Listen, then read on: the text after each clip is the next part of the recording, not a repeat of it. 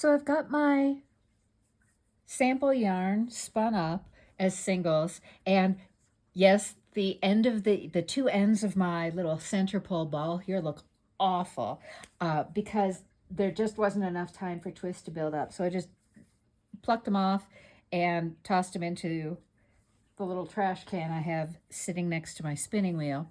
I'm going to try plying them. I honestly have no idea how this is going to go because I'm dubious about this yarn. So you can see, and remember too that I spun this first bobbin first with a worsted draft and then switched to a woolen draft.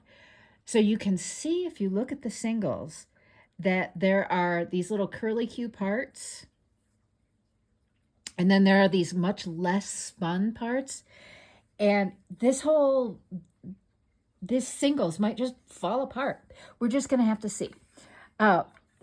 Also, remember that when you ply, you are taking, if you spin so that the flyer is turning in a clockwise direction to the right, if you're spinning with what's called a Z spun,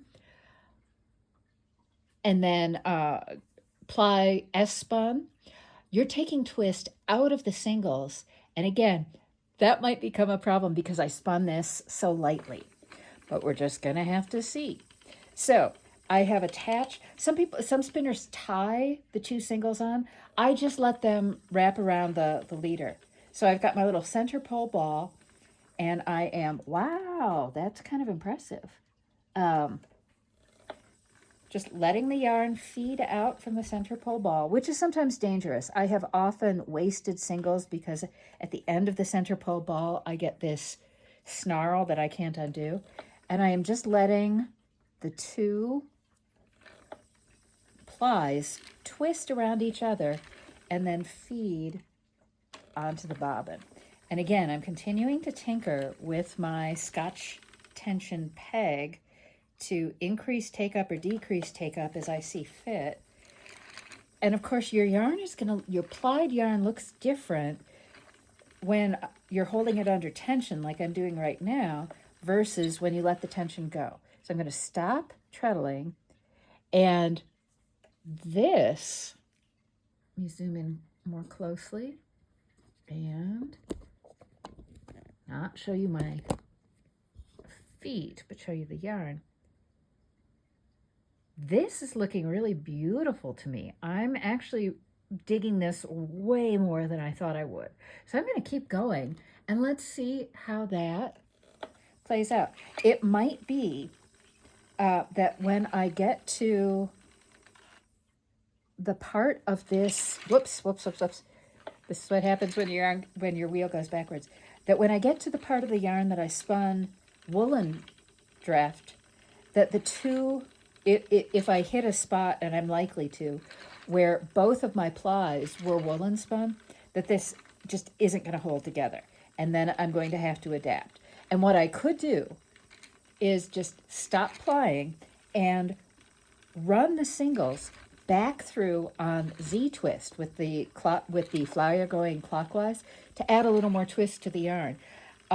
This is always something you can do. If you spin a bobbin of singles and go, oh, that doesn't have enough twist, or, oh, that has too much twist, just send it in the direction you want. Just send it through the orifice again in the direction you want to either remove twist or add twist, and you don't have to draft. It's kind of like it's like one hand clapping. It's plying with one singles. It's adding more twist or taking more twist away. However, you cannot, once you've plied the yarn, you cannot change how the singles looks. So if you don't like the way the singles looks, fix it before you ply it, and then you'll be sitting pretty.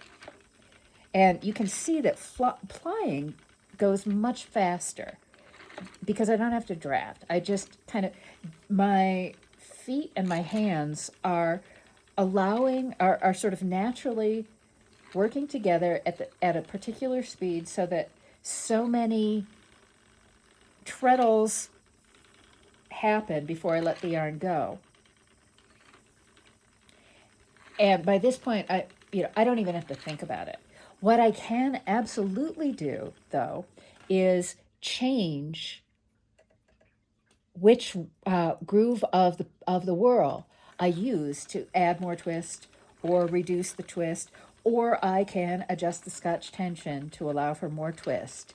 So in general, higher twisted yarns mean more stitch definition, especially plied yarns, mean more stitch definition in knit or crochet, but you lose a little bit of softness because twist unsoftens things. It's just the way it goes. And it tends to be much easier to ply with a tensioned lazy Kate than from a center pole ball, because the tension on the Kate keeps things from kinking up. So when I pause and do stuff that you can't see in on camera, what I'm doing is trying to even out my two plies that have gotten kinked around each other. I tend to have less trouble with this when I use my lazy Kate. And I am far more than halfway done. This center pole ball is going to collapse onto itself like a black hole in the not too distant future, because I'm almost done. And I'm just going to keep plying.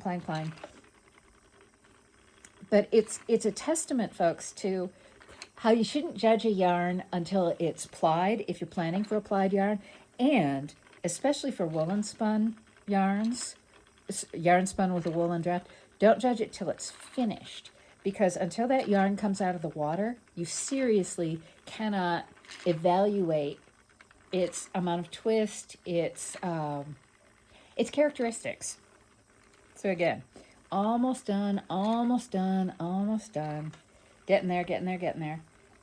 And plying was something I resisted when I first started spinning, partly because I'm just naturally lazy, but also because I thought, well, I've got 4 ounces of yarn and I'll get more yardage out of a singles yarn. That's absolutely true, but you sacrifice some strength. You also sacrifice stitch definition, and if you, especially when you're a beginning spinner, they tell you, oh yeah, the uneven spots will even each other out in plied yarn. That never happened for me. It still doesn't happen for me. Instead, what happens is the thick spots find the other thick spots, and the fine spots find the other fine spots. So sometimes plying actually makes your yarn look more uneven. All right, so this is the end of it. I'm going to take this off, wind it into a skein of my Nitty Knotty, put one of my little Tyvek bracelets around the skein, and finish the yarn.